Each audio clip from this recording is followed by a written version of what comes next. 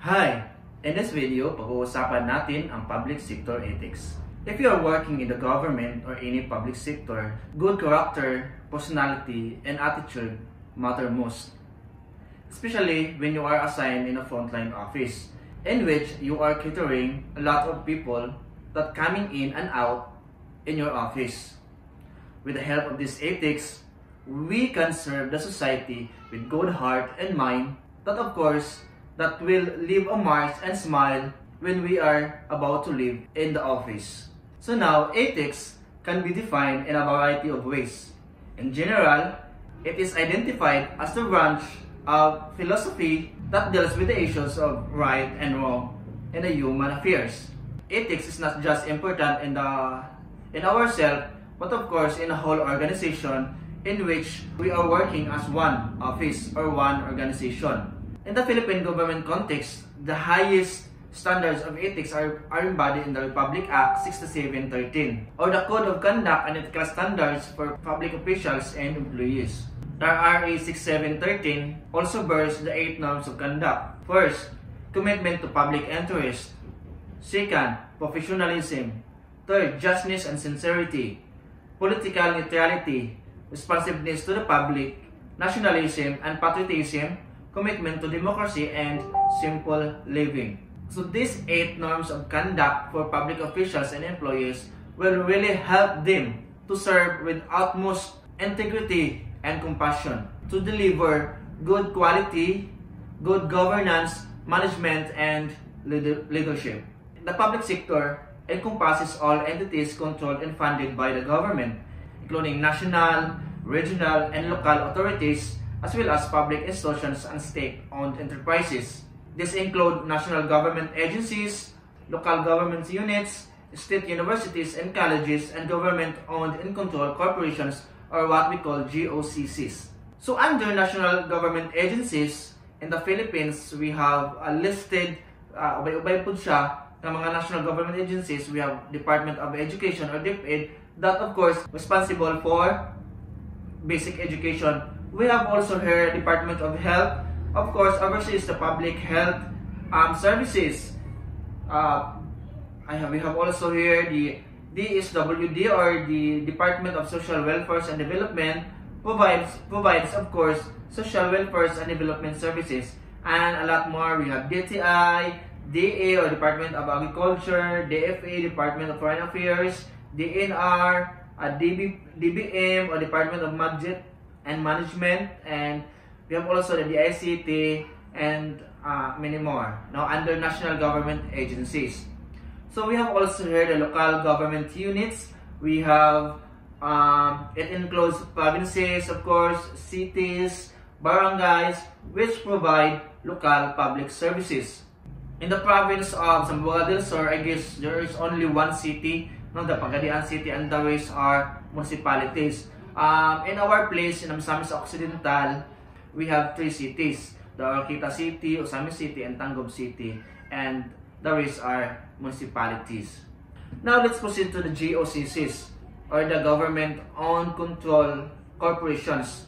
So these are the offices that under public sector, unlike the private sector, which are managed and owned by the people, like mga malls, supermarkets,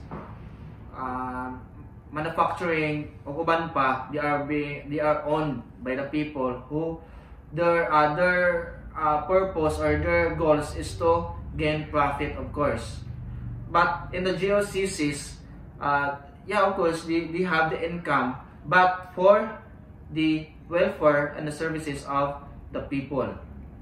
Okay, so according to the Department of Budget and Management, they have listed 71 GOCCs in the Philippines. Mga bangko like Land Bank of the Philippines, are you familiar with that? DBP, Development Bank of the Philippines. Our government and mga state colleges and universities, they have partners of certain bank that are under GOCCs, in which dito nila gina-transact mga transaction, mga business transaction, salary, payroll, etc. And if we will talk about insurances, We have this GSIS, or the Government Service Insurance System. We have also SSS, the Social Security System, Manila International Airport Authority, that is GOCC is under, Metropolitan Water Works and Sewerage System, National Food Authority. We have also here Civil Aviation Authority of the Philippines. So many more. Now you can search it online, or you can access the website of the DBM, or the Department of Budget and Management, for the list of the GOCCs. Daghan kaayo og agency or GOCCs ang public sector nga mo-provide og halos free na nga mga transaction to the clients. But why some of the people in the Philippines are mas prefer pa nila nga mo avail of services from the private sector? Why? Maybe it's because of the formula. Maybe one is of course the ethics. No, kay mostly man good pag naata sa government, halos mo ata si kinsa abi nagtrabaho ta sulod sa gobyerno or any public sector office, dili kayo ta kahataw og sakto nga entertain sa usa ka client. Ikaduha, the time frame of the services maybe dugay kumpara sa private.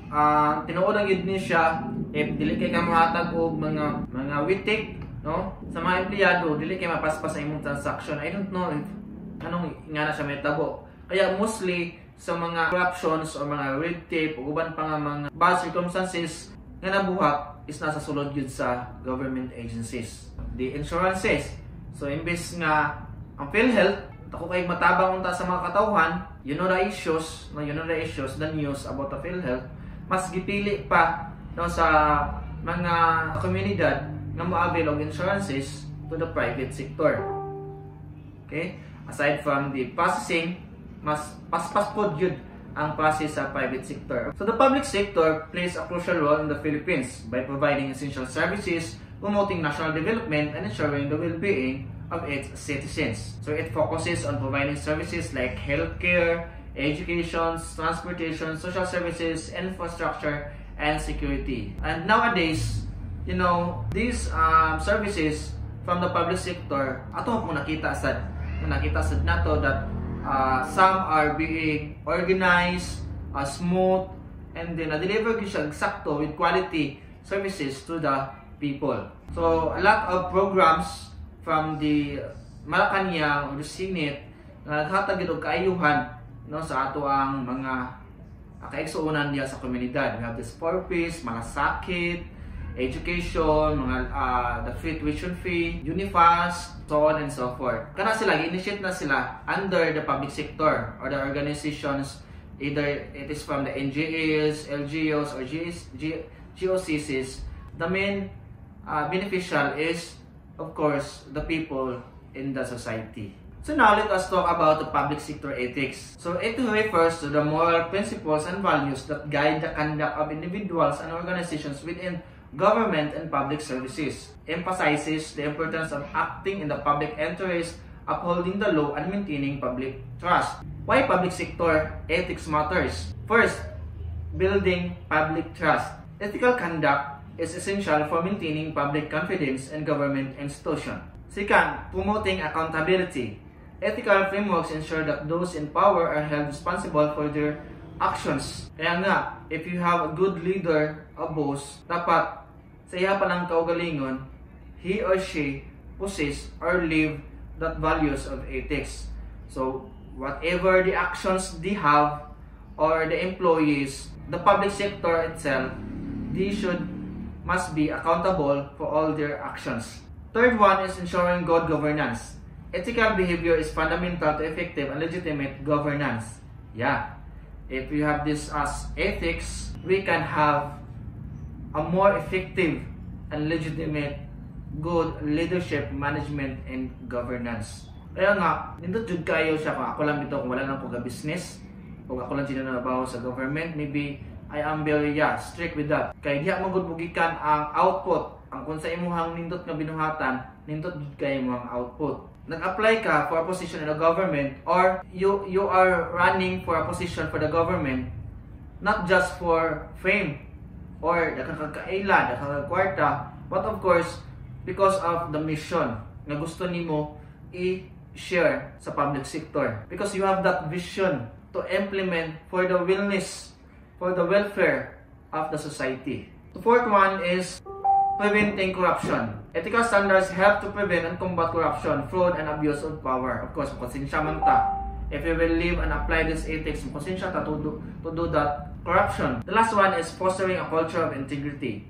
Ethical principles promote a positive and responsible work environment. Imong integridad, dili gyud nimo ipulis sa usa ka butang lamang. Nga modawat ka ani nga gift sa kapalit nga ani nga services. But you know, normal bigid po siya modawat a gift, that is a gift. But a gift with consequences or kapalit that is beyond the box na gid na siya. Now, let's talk about the core principles of the public sector ethics. We have first, impartiality. Decisions and actions should be based on merit and objectivity, avoiding bias or favoritism. So, maugid na siya dapat may tabo sulod sa opisina when we are talking about hiring and promotion. That should be based on merit, the objective, to avoid bias or favoritism. But nowadays, some of the offices are have this bias and favoritism. Supposed to be si Juan de la Cruz, may angayan ana because of her or because of his qualifications and requirements, but because of this kaila suod nga higala siya maay na awardan no sa usa ka promotions, award, or salary increase, or maybe siya maay na hired when we talk about hiring. Next, the accountability. Public officials are answerable for their actions and decisions with mechanism in place to ensure transparency and oversight. Next one is transparency. Openness and access to information are crucial for public trust and accountability. Some of the offices, or mostly, or tanang yung offices are required to be transparent of all the transactions, especially the procedures, citizen charter, to have to access information on about the steps and process for the services. Transparency of the budget, naka-display po na siya sa bulletin board in a certain office. So if you are working good in the office, dili jud ka ang hadlok when we talk about transparency because you are doing well. Next is integrity. Public officials should act with honesty, uprightness, and ethical principles in all their dealings. Last one is the fairness. Ensuring equitable treatment and just outcomes for all citizens. So if you are a head of office or a leader of the community under public sector, of course, you have to implement fairness. Patas di siya tanan. Kung pila yung gihatag ni Tampulana, mapoy mo ihatag ni Tampulano nga serbisyo. Right? Of course, based on the unneeded o based on the qualification kung unsay mo ihatag ng fairness ng leadership and services to the people. Now, let's talk about importance of ethics in a public sector. Unsa gyud kay importante ang ethics sa public sector? First, building public trust. Ug buotan ka nga empleyado, ug buotan ka nga leader, ma-maintain or maka-build jud ka og public trust pagsalig sa publiko. Okay? So, if you will be asking them to re-elect you for the next elections, dili gid magduha-duha ang katawhan because you are already building a trust from you and from the society. And then, if we will talk about the office, if you have this public trust, both clients, your boss, or your staff, dili gid mo duha nga ma-promote ka sa trabaho, manindot ang imong trabaho, ma-assign ka sa nindot nga office because you are good. You apply the ethics of public sector. So, ethical conduct fosters confidence in government institutions and their ability to serve the public effectively. Next is the good governance. Ethics are fundamental to good governance, promoting accountability, transparency, and the rule of law. So, if you have that ethics in your heart and mind, sa imong kinabuhi gud mismo, you can have that good governance. So, pipila lang ng mga leaders, pipila lang ng mga head of office, na matawag na itong good governance. Next one is preventing corruption. Next one is the promoting efficiency and effectiveness. So ethical behavior can lead to better decision making and more efficient use of public resources. Effective efficiency ang itong mga trabaho, atong mga output, we are doing it wholeheartedly with integrity, honesty, and fairness. The last one is fostering social equity. Ethical consideration ensures that policies and services are delivered fairly and equitably. So I know that some of you guys, ma'am and sir, are working in the government agencies or any public sector, and I hope that if you got some ideas or new ideas from my discussion, you will not just apply it in yourself, but of course you will share it to your co-employees or your staff if you are head of office or if you are a public official. Mas maayo man good nga mobilin ta og mark sa ato ang isikatawo nga that create them a smile that somehow ma-share po nila silang kaila. Yeah, tinuod man gyud siya, nobody's perfect, but in that certain procedures or policies or laws, if you will apply that in yourself, you can be a perfect on your field of expertise. Not in general, but if your field of expertise, if you will live that ethics, you can be perfect. So allow me to leave this some quotes and message from well-known people in the world. According to Franklin Knightley, public office is not a job. It is an opportunity to do something for the public. And from James J. Pickle, he says that if you were a public official, you have to be accountable and you have to be reachable. Wala kayong importante nga lakaw, wala importante kayong meeting. You have to be reachable. You have to be present at all times in your office, especially in the barangays. If you are a councilor, if you are barangay captains, kung pwede gali, magpundog mo sa opisina, sa barangay hall. Kay people in the society, in the community, in the barangay, from time to time, may handlan din sila sa inyong serbisyo, sa inyong tabang. And to the office po, sa mga certain public sector offices, you must be reachable. Dili kayo magsigig dagang balik-balik pa ang tawo, gimikan kay nakikatabi, napakagilakaw, ang dili kayo importante. You are being selected in that position, you are being elected to that position. Then from Thomas Jefferson, the third president of the United States from 1801 to 1809, the whole art of government consists in the art of being honest. And then from Manuel L. Quezon, the second president of the Philippines, he says, "My loyalty to my party ends where my loyalty to my country begins." Also Franklin D. Roosevelt, he says that, "Let us never forget that government is ourselves and not an alien power over us. The ultimate rulers of our democracy are not a president and senators and congressmen and government officials, but the voters of this country." Sama pa sa giingon ni President Duterte sa una nga, ang iyang boss is ang mga citizens of the country. Kayo ang boss ko. I have here from PRRD, "Always smile and courteous, ayaw ko ng mga empleyado na namimili ng mga pagserbisyuhan."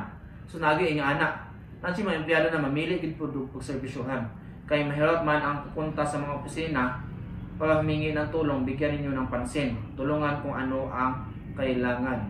Nga i-evaluate na to, ato i-reflect to kaugalingon. Kaya nga that concerned citizen will come in your office. It is because she or he or they need your help. Kung di ka gusto nga mutabang, you must be resigned from your office. And then, according to Arnold Schwarzenegger, "Help others and give something back. I guarantee you will discover that while public service improves the lives and the world around you, its greatest reward is the enrichment in you, meaning it will bring your own life." So before I end my discussion, I just want to leave this last quote from Sir Ronald Reagan. "The greatest leader is not necessarily the one who does the greatest things. He is the one that gets the people to do the greatest things." Thank you for watching this pre-recorded discussion, and I hope you, mom and sir, learned something new today.